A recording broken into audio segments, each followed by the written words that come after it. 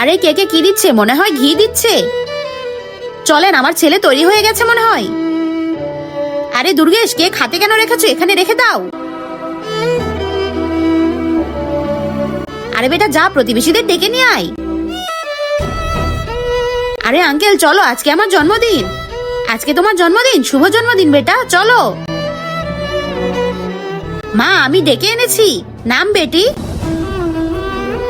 আরে অন্ধ নাকি? সব কেক নষ্ট করে দিলে? এই জন্য গরিবদের ডাকতে নেই। ম্যাডাম, ভুল হয়ে গেছে আমার, মাফ করে দেন। মাফ করবো? এসেছিস যখন কেক খেয়ে যা।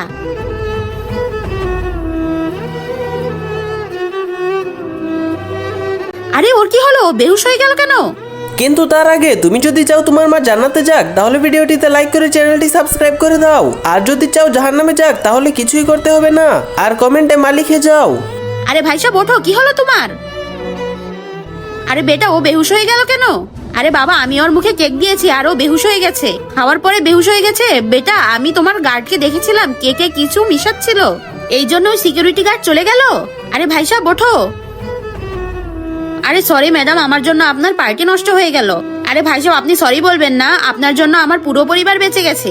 বাদ দাও বেটি, উপরওয়ালা যা করে ভালোর জন্যই করে। বাবা চলো বাড়ি যাই।